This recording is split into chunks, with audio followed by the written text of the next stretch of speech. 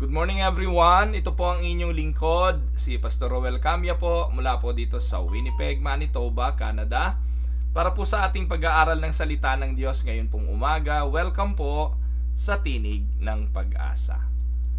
Sana po datnan kayo ng pamamahayag na ito na kayo po ay nasa mabuting kalagayan. Magandang umaga sa mga taga North America at ganun din po naman sa nasa Pilipinas. Magandang gabi po sa inyong lahat. Ang atin pong pag-aaral ngayong araw ay pinamagatan ko pong The Church in the Midst of Challenges, a Call to Faithfulness.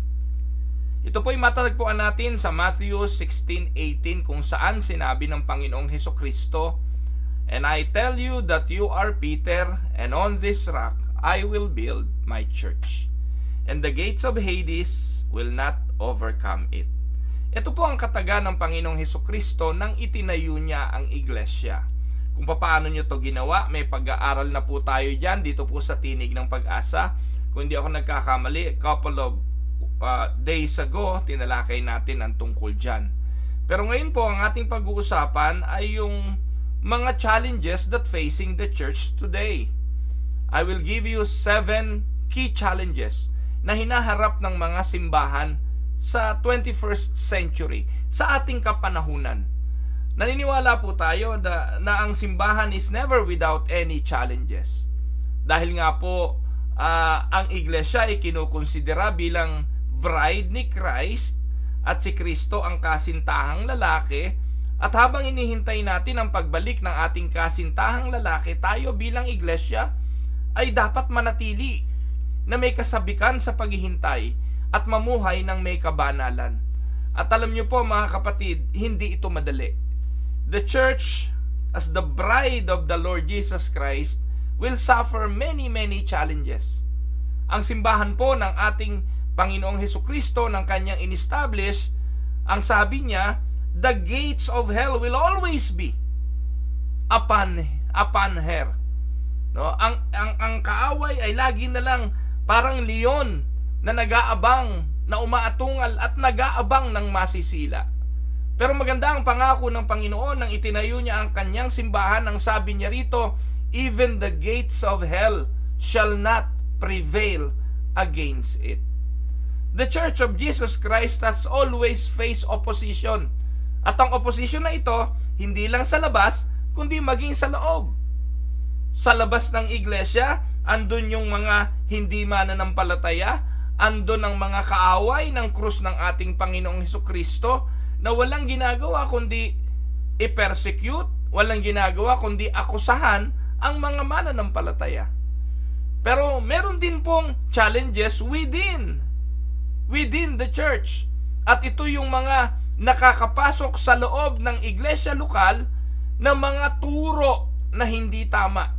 Yung mga internal problem, hindi lang po yung mga difference in personalities ng mga miyembro, hindi lang po yung mga hindi pagkakaunawaan sa karakter.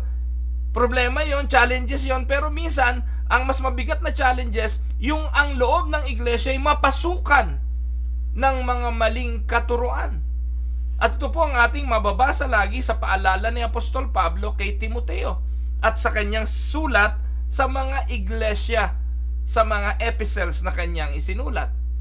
So church history reveals that each generation encounters unique challenges, yet the truth of God's word remains the same. Naalala ko nung aking kabataan nung mga bata pa lang ho kami, kabataan kami sa simbahan, noong nagsisimula pa lamang ho yung pagpasok ng Pentecostalism sa Pilipinas. Nung araw po talaga, kinukonsiderang kulto yung mga Pentecostal na yan nung pumasok yan sa Pilipinas. Kasi ang daming dalang mga perwisyo yan Alam nyo po, sa pagpasok niya sina Morris Cirulo, yung mga Pentecostal, sina Oral Roberts na yan, na nagdala ng prosperity preaching sa Pilipinas, nagkaloko-loko na. Tandaan po ninyo, sa kasaysayan ng simbahan, ang akala natin, ang number 1 perwisyo ay ang ginawa ng mga praile at ng mga Romanong Katolikong pare. Pero sa panahon natin ngayon, may mas masahol pang nangyayari. kesa sa pang-aabuso ng mga praile at ng mga paring Romano Katoliko. At ito ay ang pagpeperwisyong ginagawa o pamemerwisyong ginagawa ng mga prosperity preachers na yan. Ang dami pong mga katuruan na sablay at ang simbahan hindi naging mapagbantay dito. Pinapasok ng simbahan ang ganitong mga katuruan na kung titingnan at susuriin, walang mga biblikal na mga basihan. Kaya ipinapakita sa paglipat ng mga henerasyon, yung solido at purong ebanghelyo ay patuloy na lumalabnaw at lumalabnaw. Hanggang sa nawalan na ito ng kapangyarihan dahil ang nangyari maging ang pangangaral ng ebanghelyo ay dahil na lang sa kapangyarihan, galing at lakas ng mga tagapangaral at hindi na dahil sa kapangyarihan ng Espiritu Santo. So Christ promised that the gates of hell will not prevail against His church, and that gives us confidence. Ibig sabihin nun, He will preserve the church. Sa kabila ng mga pagpapalabnaw ng mga pastor na Pentecostal at mga prosperity preacher, merong iglesyang mananatili at ang iglesia na ito ng Panginoon ay kanyang poproteksyonan. Hindi ito madidilute ng mga katuruan sa kabila ng mga challenges na ipinapasok sa loob ng iglesia ng Diyos. Pero we must be faithful. We need to stand firm. We need to be ready to defend the faith. And importante that we need to be faithful in our response sa mga challenges na ito na nangyayari sa buhay ng simbahan. Mga kapatid, ang technology nagbabago, ang mundo nagbabago, napakaraming mga pagbabago, pero kung merong isang bagay na hindi dapat sasabay ang iglesia sa mga pagbabagong ito, ay ang baguhin mo ang pananampalatayang itinuturo ng banal na kasulatan. At papasukin na lamang ang man-made propaganda, man-made agenda, ang emotional teaching, ang emotional messages na puro na lamang emotion, damdamin at yung mga bagay na hindi na nakasalig sa sinasabi ng banal na kasulatan. Now, sa umagang ito, again uulitin ko, we will explore 7 key challenges. Kung meron kayong panlista, magsulat po kayo. Kung gusto nyo screenshot nyo po yung PowerPoint natin para matandaan ninyo yung iba't ibang challenges na hinaharap ng simbahan. At kung ikay kabilang sa isang local congregation, obserbahan mo ito dahil nangyayari talaga ang mga challenges na ito, at kapag hindi naging mapagbantay ang pastor, ang mga leaders ng simbahan, kakainin ang simbahan ng mga challenge na ito, ng mga challenges na ito, hanggang sa ang simbahan ay maigupo at malupig ng mga suliranin na dulot ng mga challenges na ito. Hindi po natin maikakaila, may mga simbahan, nakakalungkot mang aminin, nagsasara. Dito po sa North America, nalulungkot ako Ang mga simbahang ibinebenta rito, mga simbahan ng Presbyterian. Can you imagine? Presbyterian. Ano po? Yung pong Presbyterian, ang root ng amin pong pinanggalingang pananampalataya. Yung pong Presbyterian, tama po doktrina niyan when it comes to doctrine. Pero bakit mga Lutheran, Presbyterian, ang mga nagsasarang mga simbahan? It is because hindi nila nasabayan yung mga challenges na ito at hindi nila napagtagumpayan. In fact, yung nabili po namin simbahan, kaya po ibinenta yun, naubos din ng miyembro nun Ang baliktad naman na nangyari doon, yung pastor nun, pinilit sumabay sa mga pagbabagong nagaganap at latest trend. Ang problema, yung mga miyembro, hindi sanay sa mga challenges na ito. They decided to move out of the church hanggang sa naubos. Ano po? Napabenta yung building, kami naman po ang nakabili nung building na yon.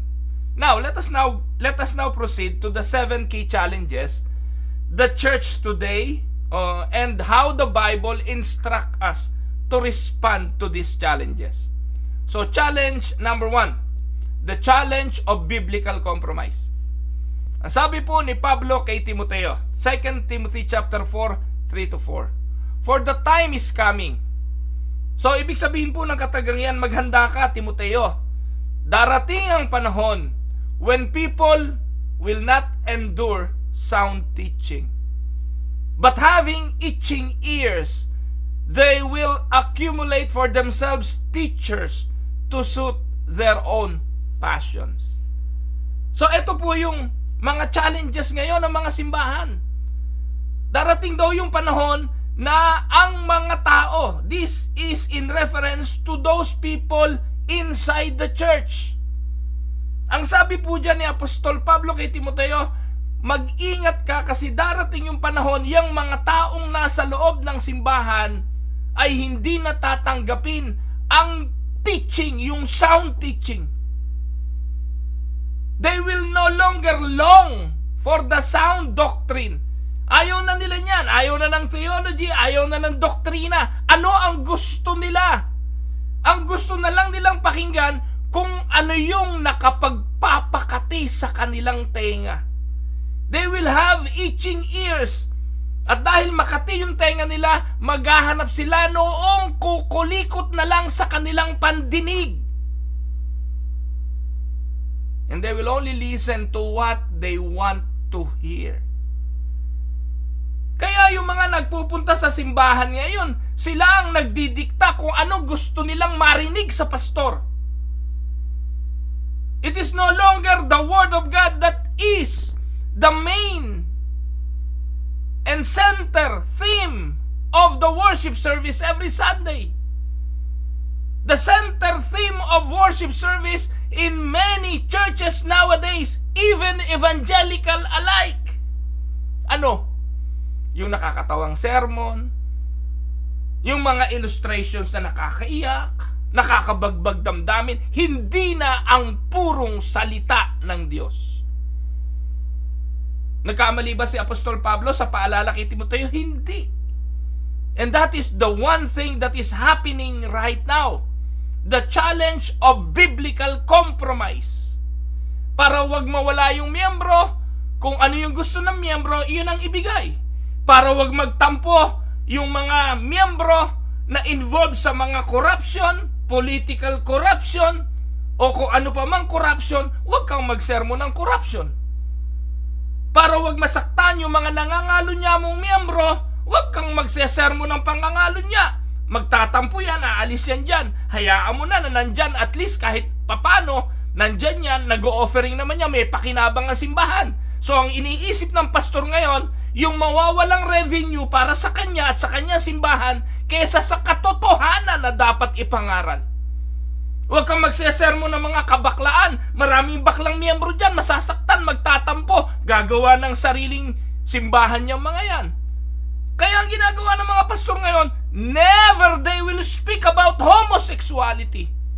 Never they will speak about morality anymore. Huwag ka magsasalita ng masama. Nakakasakit ka ng damdamin. Yung mga pagnanakaw, baka may magnanakaw dyan.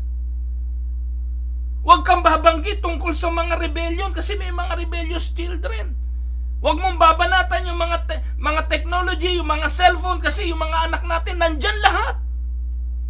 They are indulged in those things. Magtatampo sila. Kaya mga pastor ngayon, lagi nyo pong naririnig dito sa akin, nakakalungkot na ang mga pastor wala nang kaibahan kundi sa mga stand-up comedian na ang layunin ay i-entertain ang kanyang mga parishioners, yung members of the congregation. Nakakalungkot, ito ang malaking problema. The problem, many churches today compromise biblical truth to accommodate modern cultural trends. Ano yung mga modern cultural trends?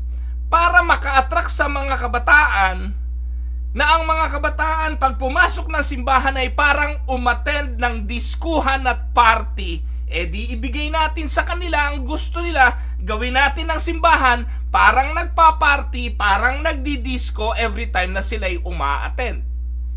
Tama o mali? Ang simbahan, madilim, patay sindi ilaw, at parang nagko-concert.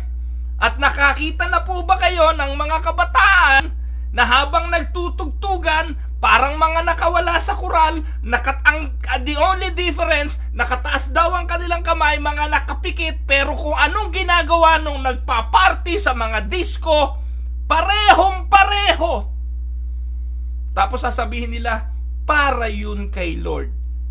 Para kay Lord o para mapagbigyan ang inyong mga gustong maglulundag, magsasayaw, pawisan habang sumasamba, kaparehong pareho kapag kayo ay nasa kasiyahan na ginagawa ninyo sa mga bar at sa mga party. Para magmukhang party, lagyan natin ng cocktail table. Yung pulpito, tanggalin natin, lagyan natin ng cocktail table lang yan. Patong lang ng pastor yung kanyang laptop doon o kanyang iPad. Tapos paikot-ikot siya doon na para lang siyang isang comedian sa comedy bar. Sabihin nyo sa akin kung hindi nangyayari yan. Yung pulpito na ginastahan ng mga matatanda para maging lugar ng kabanalan para sa isang pastor na nakapirmi lang doon at nangangaral sa kanyang miyembro, tinanggal sa paniniwala at sinasabi sa kongregasyon, nakakaalipin yung pulpitong yan eh. Dapat ang pastor ay interactive. Dapat ang pastor ay bumababa sa kongregasyon, kinakausap yung mga miyembro. Hello? Saan nyo natutunan yan? Ganyan po ba sinasabi ng Biblia tungkol sa pangangaral? If there is one example of that you can find, napakagandang ehemplo ang ginawa ni Ezra sa Nehemiah chapter 8. Kung papaano niya inaddress ang mga tao, kung papaano mangaral. Nakakapangilabot ngayon eh. Para makasabay ang pastor, tanggalin ang barong. Tanggalin yung coat and tie. Huwag nang ganyan. Para makasabay, mag-t-shirt na lang yung pastor, magmaong ng butas at rubber shoes para trend. Kailan nauso yan? Pero ito, Pastor Kamya, mga panlabas lang naman ito'y tama. Panlabas lang ito. External, hindi masyadong issue. But the saddest part of these changes, hindi lang yung panlabas, kundi yung pakikipagkompromiso ng mga pastor na ito sa mensaheng kanyang ibinibigay. Instead of standing firm on the authority of Scripture, some churches adopt progressive theology. Ano yung progressive theology? Which reinterprets the biblical doctrine. Nire-interpret nila ang definition ng marriage. Ang definition ng marriage is between man and a woman. Ngayon, they redefine the marriage. At ang malungkot nito, yun pong presbyteria na aming pinanggalingan, ngayon nagkakasal ng parehong lalaki. May mga pastor na bakla. Dati po galit na galit ang simbahan kapag may babaeng pastor. Pero pinahintulutan na to ng simbahan, may mga babaeng pastora na. So hindi po natapos yan dyan. Ngayon may mga bakla, tomboy na pastor. Hindi po ako galit, pero nakakagalit po talaga. Dahil isa ito sa challenge of the biblical compromise na ginagawa ng mga pastor sa panahon ngayon na nagsasabing sila'y Kristiyano. Pero nadaig sila ng mga challenges na ito. And now people are denying biblical inerrancy. Si Ed Lapis nagtuturo ang Bible may error. Para ano? Para wag yung Biblia ang maging sole authority when it comes to preaching. Ganun lang naman yan eh. Siraan mo ang Bible, pahinain mo ang Biblia, at gawan mo ang Biblia ng error, lilitaw na ikaw ngayon ay makapangyarihan, lilitaw na ikaw ang magaling, at ang Bible ay hindi masyadong magaling dahil may error. Sino walang error? Ikaw ngayon, pastor na preacher? They redefine marriage, they deny biblical inerrancy, at yung mga bagay na normal sa Biblia ay pinilit nilang i-reinterpret. Para ano? To fit societal norms. Para maging katanggap-tanggap sa kanilang mga parishioners. Others fall into pragmatism, where success is measured by numbers rather than faithfulness to God's Word. Nag-concentrate na lang sila sa numero. Umuubra Dumadami ang miyembro natin kahit wala tayong doctrine na yan Dumadami ang miyembro natin kahit wala tayong theology na yan No? And they don't care kung anong ipinapakain sa miyembro. Wala silang pakialam kung may natututunan ng miyembro. Wala silang pakialam kung alam ba ng mga miyembro si Kristo, ang Ama, ang Anak at ang Espiritu Santo. Wala silang pakialam tungkol sa mga doktrina ng Diyos at ng mga tinatawag na karakter ng Diyos. They don't know about the Holy Trinity. They don't know about what baptism is. Bakit sila kailangang bautismuhan? They don't know about communion. Ba't sila nagko-communion? Wala silang pake. Ang importante sa kanila, umaaten ng miyembro na entertain, nasisiyahan, kinikilabutan pa minsan-minsan, at nagbibigay ng kanilang mga offering. That is what the leaders of the church prime concern. Tama? Ano sagot natin sa mga ito? The Reformed response is, una, walang ibang otoridad. The highest authority ay ang banal na kasulatan. At dahil ang banal na kasulatan, ang prime, the first and foremost highest authority, siya dapat ang nangingibabaw sa lahat ng pagsamba. Hindi ang kantahan. Pwedeng walang kantahan, pero hindi pwedeng walang pangangaral ng salita ng Diyos. Amen mga kapatid. Baguhin na ninyo ang lahat. Huwag nyo lang babaguhin ang mensahe ng salita ng Diyos. Sapagkat ito ang magtatama ng lahat sa buhay natin. Kapag babad ka sa salita ng Diyos, yung doktrina ng salita ng Diyos ay alam mo. Itatama nito paano ka sumamba, itatama nito paano ka manamit, itatama nito paano ka magsalita, itatama nito paano ka kumanta. Maging ang paraan ng iyong pagsamba, itatama ayon sa sinasabi ng banal na kasulatan. And many failures, many false things that the church is doing right now, rooted from their biblical illiteracy. Dahil sa kawalang muwang sa mga sinasabi ng banal na kasulatan. At ito rin ang dahilan kung bakit ang mga miyembro, kung saan ang paling ng hangin, doon sila dala. Dahil wala naman nalalaman kung ano marinig, ayon na lang ng ayon, sunod na lang ng sunod. As long as na-entertain sila, pakiramdam nila, nabawasan ng konti kasalanan nila kapag pumunta sila sa simbahan. At pakiramdam nila, pagpapalain sila ng Diyos dahil pumunta sila sa simbahan, wala na silang pakialam kahit anong ipinangangaral ng pastor. Sabihin niyo po kung hindi yan totoo. Faithfulness is very important sa salita ng Diyos. 2 Timothy 3:16-17, all scripture is God-breathed and is useful for teaching, rebuking, correcting, and training in righteousness. Ano layunin? So that the servant of God may be thoroughly equipped for every good work. Faithfulness to the expository preaching of sound doctrine must be a prime priority of the pastor. Hindi yung babasa ka ng isang talata, pagkatapos magkukwento ka ng kalahating oras, ni walang kinalaman yung ikinuwento mo dun sa talatang iyong binasa. Sabihin niyo po sa akin kung hindi totoo yan sa mga simbahan. Babasa ng mga Bible verses, hindi naman tatalakayin.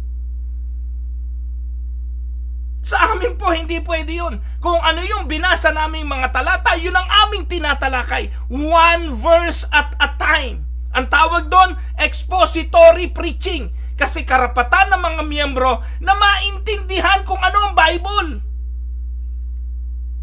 Hindi ka nandun, pastor, para life coach. Na i-coach mo yung mga buhay ng mga yan sa pamamagitan ng personal mong karanasan. Nandun ka para tindigan ang sinasabi ng Biblia at ito ang ipakain sa mga miyembro. Sapat ang Bible, hininga yan ng Diyos at useful yan for teaching, rebuking, correcting, training in righteousness. Kaya dapat magpaka-faithful ka sa expository preaching. Ang malungkot, dami hong pastor ngayon, wala namang alam sa Bible. Yun ang totoo. Maraming pastor biblically illiterate. Paano ipapaliwanag ng isang pastor ang hindi niya naiintindihan? Kaya takot ang mga pastor na ito na bumasa ng Biblia at ipaliwanag isa-isa. Kasi ngayon ang mga pastor ang binabasa devotional book. I-google nyo sermon ng pastor nyo, malalaman nyo kung kanino galing. Madali po yun, mga kapatid. At malalaman nyo kung saang site kinuha ng pastor. Pero kung expository yan, binasa talata, inisa-isang paliwanag, you will know how literate and how knowledgeable your pastor in preaching the Word of God.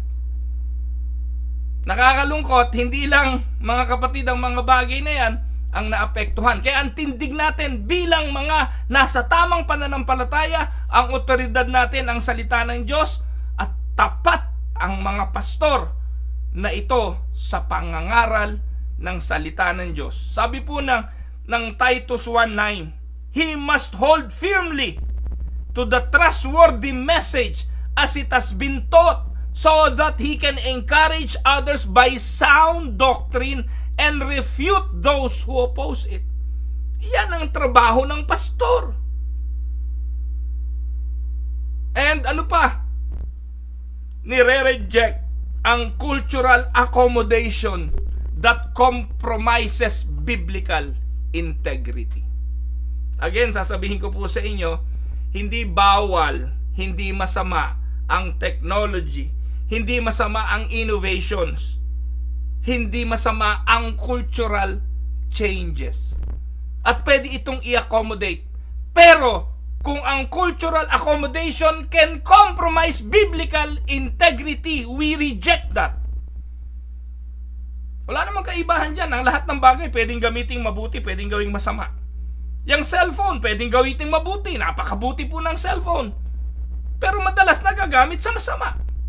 Yung technology, yung PowerPoint, hindi masama yan. Ayan nga, nagagamit ko eh. Nakakatulong sa pagtuturo. Yung mga pastor na ayaw gumamit ng PowerPoint at sinasabi dapat wala tayong nakikita na images. Kalokohan na lang ng mga pastor yung natamad na gumawa ng PowerPoint. Mas nalilinawan ng sinasabi mo kung ipinapaliwanag mo na meron silang nakikita. May mga taong visual, matuto. Kaya hindi masama yan. May abilidad ka namang gumawa, tinatamad ka lang, kaya ayaw mo. Di ba, pastor? Kasi sino ba namang isulat mo yung verse? Tapos, para nasa isang page lang kayo. Kung gumagamit ang mga miyembro mo ng iba-ibang version at ang gusto mo, version na ito, di yun ang ilagay mo sa PowerPoint para yung punto mo na nakikita at na ipapaliwanag. Ngayon, ang sinasabi rito, yung mga cultural accommodation that compromise biblical integrity, iyon ang tindigan mo. Hindi yung nakakatulong naman eh. Lahat na lang hindi pwede.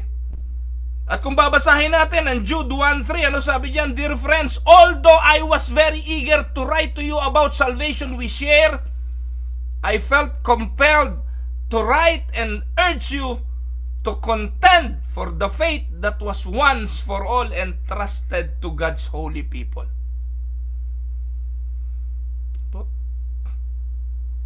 Now, ano application nito? Ang application, we need to equip believers para ma-discern kung anong mali at kung anong tama. At let us encourage deep study of Scripture and historic Reformed confession like ng Westminster Confession of Faith, Heidelberg Catechism. Importante yung mga yan. Kasi yan ang mga matatandang mga iskriptura para proteksyonan ang pananampalataya ng mga kapatiran. Yan ang tugon natin doon sa unang challenge ng simbahan, the challenge of biblical compromise. Pangalawa, the challenge of theological confusion. Ito na yung panahon, mga kapatid, kung saan ang mga miyembro litong-lito, ano bang totoo? Yung mga masisipag mag-aral, nagbabasa naman, and yet confused. Alin ba ang tama? Ito ba o ito? Minsan pastor mismo lito eh. Minsan yung pastor hindi niya maunawaan na pagja-jumble-jumble niya ang theology. Ano sinasabi ni Hosea sa Hosea 4:6? My people are destroyed for lack of knowledge. Ang aking bayan ay nawawasak sa kakulangan ng karunungan. Ito ang problema. Many professing Christians lack basic theological understanding. Tama o mali? Kapatid, ilang taong ka ng Kristiyano? Ilang taong ka nang dumadalo sa simbahan mo? Ilang taong ka nang nag-sign ng membership? Ilang taong ka nang balik-balik every Sunday sa simbahan mo? Tanong, yung basic theological, doctrinal teaching of the church, alam mo ba? Dahil ikaw bilang Kristiyano, you lack the basic theological understanding, you are susceptible to false teachings.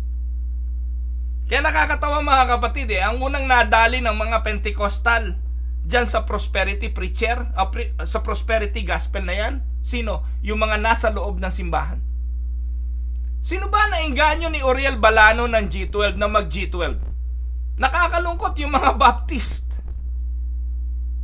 Ang nakakalungkot yung mga evangelical. Yung mga simbahan na dahil walang kamuwang-muwang sa theological matters, nadala.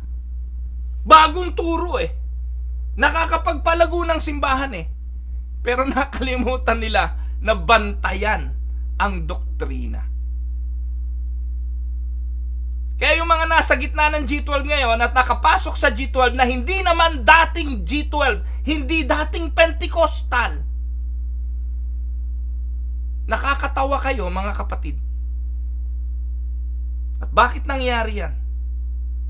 Kasi yung mga pastor ninyo naakit sa pag-asensong alok ni Cesar Castellano at ng mga pangunahing leader ni Cesar Castellano sa Pilipinas na pinangungunahan niyang si Uriel. Bundat na ang tiyan sa pagpapayaman, ayaw pang tumigil sa panloloko ng mga miyembro ng simbahan. Bakit sila nadadala ng mga to? Sabi ni Hosea, isang dahilan. They are destroyed for lack of knowledge. The prosperity gospel teaches a false view of God, reducing faith to a formula for material wealth. Hindi lang naman yan. Bago pa dumating yung mga G12 na yan, meron ng liberal theology. Alam niyo po, mga kapatid, nakakatawa yung simbahang pinanggalingan namin, yung Iglesia Evangelica Unida de Cristo. Kung ano yung mga sinasabi ko rito, iyan lahat ang challenges na dumating sa IEUDC na hindi nila napagtagumpayan. 1995, nang umiral ang liberal theology, idinideny yung essential doctrines katulad ng deity of Christ, atonement, and final judgment. Naging masyadong liberal, nagsusuporta pa sa NPA yung ilan sa mga pastor namin nung araw. 1995, mabuti may mga nanindigan. Hindi natin teaching yan. Kailangan nating palayasin yan. 1995 assembly. Nag-walkout ang mga liberal pastors at naiwan yung mga naninindigan sa tamang turo ng simbahan. Hallelujah, praise the Lord. 2010, pumasok ang teaching ng G12. Marami na engganyo. Isa rin po ako, mga kapatid, sa nagturo nito. Pero yung tinuturo namin, hindi po labag sa katuruan ng aming theology. Ikinumpara namin bilang mga leader yung theology, palitan natin yung mga doktrina, palitan natin yung mga teaching, and let us just follow the system. Kasi nakakatulong nga ang sistema sa paglago ng simbahan. Nako mga kapatid, may mga pastor galing ng Bulacan, hindi ka pwede yan. Kung ikay magtuturo ng sistema ng G12, kailangang ituro mo rin ang theology ng G12. At sa halip na labanan ito, during our time, sumulat kami, lahat ng simbahan, sinulatan. Hindi natin tinatanggap ang theology ng mga G12 preachers na ito. Pinagbawalan namin ang pagpapamentor. Huwag magpamentor. Napigil ba? Hindi. Kasi natakot ang mga leader na baka itong mga simbahang ito'y umalis sa umbrella ng IEUDC. At dahil pinahintulutan ito, hindi na ito kayang pigilin. Kapatid, kumusta kayo? Tatanungin ko kayo, sino ngayon ang nasa IEUDC na hindi impluensyado ng G12 theology? Wala na, simula sa bishop ninyo hanggang sa pinakamaliit na miyembro ninyo, G12 na kayo. Kung wala man kayong pangalang G12, lahat ng mga itinuturo ng pastor nyo at ang theology ng pastor ninyo, prosperity na at Pentecostal na.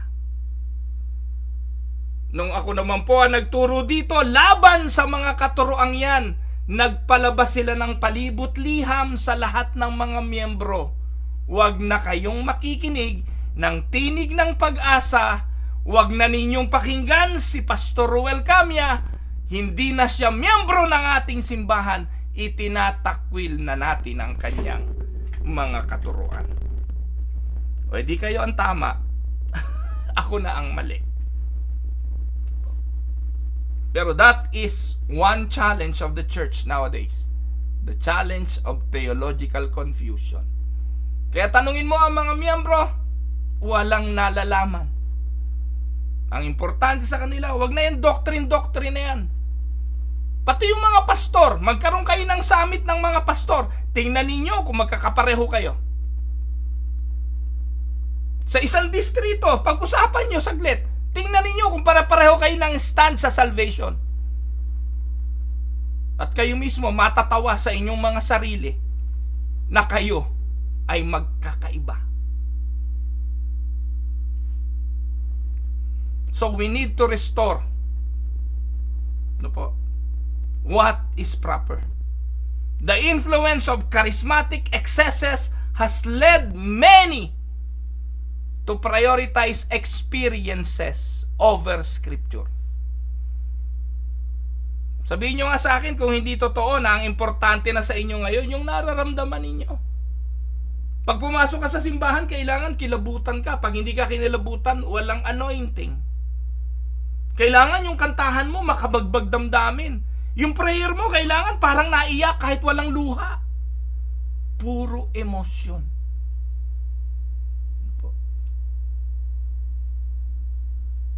Now, anong tugon natin dito? The Reformed response, catechism and doctrinal instruction. Ito dapat ang ginagawa.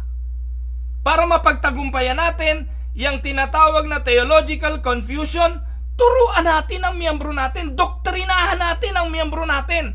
Lagi na nating sinasabi nun bakit yung mga iglesia ni Manalo antitibay sa doctrine? Bakit yung mga miyembro ni Eli Soriano antitibay sa doctrine? Bakit yung mga kulto hindi mo maengganyo kasi ang tibay nila sa doktrina? Yung mga Kristiyano, tanggap kahit ano Basta may Christian. Basta may Christian. Nakakatawa mga kapatid. Sabi ni sa Titus 2:1, you however must teach what is appropriate to sound doctrine. Etong trabaho natin. Encouraging a confessional faith rooted in the historic creeds and confession of the Reformed tradition. Restoring biblical literacy through sound preaching and discipleship. Ito ang ating tugon para mapagtagumpayan ang mga challenges na yan ng theological confusion. Now, anong application yan? 1. Develop church-based theological training for members. Tatanungin ko kayo, may pagtuturo ba si pastor ng doctrine? Anong ginagawa ng pastor? Mentoring. Saan kayo mine-mentor ng pastor? No, nauso yung word na mentoring I am not against mentoring. Pero di ba ang proseso ng mentoring? I will do it, you will watch. And then the next step, we will do it together. Then the third step, you do it and I will watch. And yung next step nun, you do it with someone else watching you. That is the process. So, kung i-apply natin to sa theological know-how ng tao, kung ano alam ko, ituturo ko sa'yo. And then yung alam ko, ituro mo sa akin para malaman ko kung alam mo na. Ngayon, kung nakita kong yung itinuro ko ay alam mo na, ituro mo naman sa iba. Yun yung 2 Timothy chapter 2 verse 2. That is the process of mentoring. At dapat gumawa tayo ng ganong mga training hindi lang sa pagmamarket ng ibanghelyo kundi sa pagtuturo ng theology sa member. Yun ang una. Walang pwedeng ituro ang miyembro sa iba kung hindi nila naiintindihan. Kaya sa Winnipeg Unida, hindi ko naman ipinagmamalaki, priority sa amin ang training ng theological things sa members. Emphasize the importance of the sovereignty of God in all things. That is very important. Amen? Pangatlo, ano pa? The challenge of worldliness and moral decay. Now mga kapatid, pinag-aralan namin kahapon sa doctrinal class yung commandment number 3. Ano po yung third commandment? Ang sabi ng Panginoon, thou shall not use the name of God in vain. Kailan ang tao ginagamit ang pangalan ng Diyos ng walang kabuluhan? Ang sagot, kapag sinabi mong Kristiyano ka, pero hindi mo naman ipinapamuhay ang pangalang Kristiyano, you are using the name in vain. We are Christ representative. We are Christ ambassador. Kapag sinabi mong Christian ka, tapos hindi ka naman pala totoong Kristiyano, you are using the name of God in vain. Let's say Kristiyano ka nga. Totoo naman na Kristiyano ka. Pero pinaiiral mo ang pakikipag-compromise sa mundo. Compromiser ka. You are using the name of God in vain. Ito yung isa sa challenge ng simbahan ngayon. Hindi nagtutugma yung orthodoxy sa orthopraxy. Ibig sabihin, hindi nagtutugma yung natututunan at kung ano yung ipinapamuhay. Dapat pareho yan. Kaya nga church hindi ba?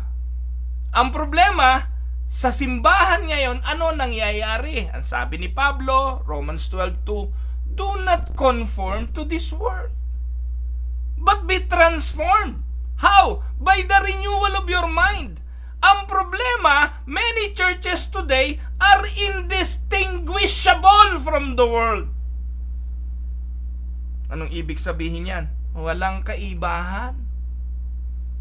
Yung Kristiyano at hindi Kristiyano, pareho lang ang buhay. Sexual immorality, greed and entertainment-driven worship often replace holiness and reverence. Yung mga laman ng simbahan paglinggo, nalundagan ng lundagan, iyakan ng iyakan, nag-i-speaking in tongues at kung ano-ano pa, paglabas ng simbahan, ano na? Yung parang may mga halo paglinggo na banal, paglabas, nagtatransform. Pag nasa loob mukhang santo, paglabas, o kayo na magsabi kung ano. That is the challenge of worldliness and moral decay. Christians are called to be in the world but not of the world. Yet many blend into the culture instead of standing apart. John 17:15-16, my prayer is not that you take them out of the world, but that you protect them from the evil one. They are not of the world, even as I am not of it. Yan ang panalangin ng Panginoon Ano sabi niya sa Ama? Ama, hindi ko naman sinasabing kunin mo na sila, tanggalin mo na sila sa mundong ito. Subalit ang dalangin ko, proteksyonan mo sila sa kasamaan ng mundong ito. Sila'y nasa mundo pero hindi dapat sila makamundo. Ang problema, wala nang distinction. Many churches today are indistinguishable. Hindi mo na ma-distinguish kung sino Kristiyano at kung sino hindi. Parehas na. Ano po ang ating dapat response bilang mga mananampalataya? Una, we need to explain the doctrine of sanctification. It is a call to holiness and separation from sin. Bilang mga mananampalataya, tinawag tayo sa kabanalan. 1 Peter 1:15-16. But just as He who had called you is holy, so be holy in all you do. For it is written, be holy because I am holy. Amen? And we need to recover reverence in worship. Alam niyo po mga kapatid, naalala ko nung mga bata pa kami, pag pumasok ka na sa templo, dapat tumungo ka sa panalangin, tumahimik ka na. Ngayon mga kapatid, ang tao pag pumasok sa pananambahan, gusto nila sila ang ngawa sa Diyos. Pagkatapos, pag ang panahon na ng Diyos ng pagsasalita, nakakatawa pa sasabihin ng mga tagapanguna, ng MC, let us now prepare our hearts for the Word of God that will be preached to us by our beloved pastor. Pero dahil nagngangawa ka na ng mahigit kalahating oras, lundag ka ng lundag sa kakakantat, kangangawa sa Diyos na ang tawag mo'y praise and worship. Ito na ngayon ang salita ng Diyos. Ano nasa puso mo? May kasabikan ka ba sa Word of God? O dahil pakiramdam mo, nasamba mo na ang Diyos, naglulundag ka na? Ano ang gusto mo? Sana 30 minutes na lang yung sermon. O sana 15 minutes na lang. Kasi sa kantahan pa lang sold out na ako eh. Di ba yan ang mga katuwiran ng mga taong hindi naiintindihan na sa pananambahan ang importante yung ang Diyos ang magsasalita sa'yo. Na yung Diyos pangangaralan ka, na yung Diyos sasawayin ka sa kanyang mga salita, na yung Diyos tuturuan ka ng landas na dapat mong lakaran.